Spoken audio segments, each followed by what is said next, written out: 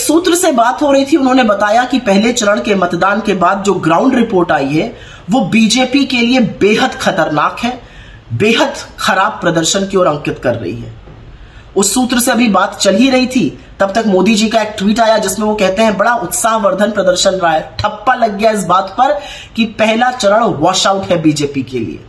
अब सुनने में आ रहा है कि नरेंद्र मोदी जी की, अमित शाह जी की और नड्डा जी की कोई देर रात मीटिंग होने वाली है, कोई नई रणनीति पर चर्चा होगी।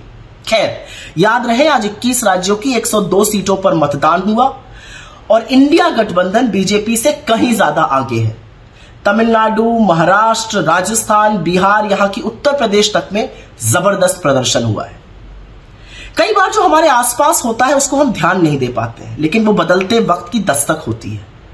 एक्सेस माई इंडिया के प्रदीप गुप्ता का उस ट्वीट को डिलीट करना जिसमें साफ तौर पे ये लिखा था कि 13 राज्यों में बीजेपी अपना जनाधार खो रही है, या बीजेपी के सांसदों का खुलेआम ये कहना कि मेहनत करो, कोई मोदी की वेव नहीं है, उस बात की पुष्टि करता है जो हम लगातार कह रहे हैं। 10 साल सत्ता में रहने के बाद मोदी जी आज भी कांग्रेस को कोसने के अलावा दूसरी कोई बात नहीं कर पा रहे।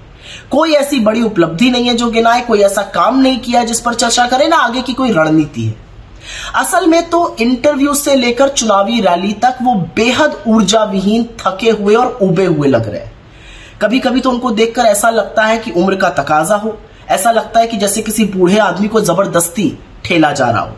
ना रैलियों में तालियां बज रही हैं, ना इंटरव्यू से कोई बड़ी सुर्खी, बड़ी हेडलाइन निकल रही है जो नैरेटिव सेट कर पाए, वही घिसी पिटी बातें। और दूसरी तरफ राहुल गांधी, नाक में दम कर रखा है इन्होंने, कभी गाड़ी में, कभी सड़क से, जनता से सीधा संवाद कर रहे हैं। युवाओं को तो 100% यकीन हो चला है कि अगर कोई व्यक्ति इनके लिए कुछ करेगा तो वो सिर्फ राहुल गांधी है, बाकी किसी के बस की बात नहीं है ये। कांग्रेस के बेरोजगारी, महंगाई और गरीबी खत्म करने के प्लान पर लोगों का विश्वास हो चला है।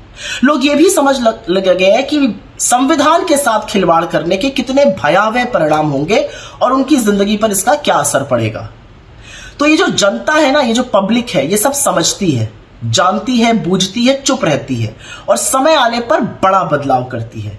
उस बड़े बदलाव की आहट पहले मतदान के चरण में जोर जोर से गूंज रही है। बीजेपी साउथ में साफ है, नॉर्थ में हाफ है और यही भारतीय जनता पार्टी का ग्राफ है।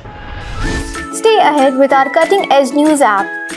Instantly access the latest shorts in just 1 minute and breaking news in just 50 words. Download now for a smarter, faster news experience.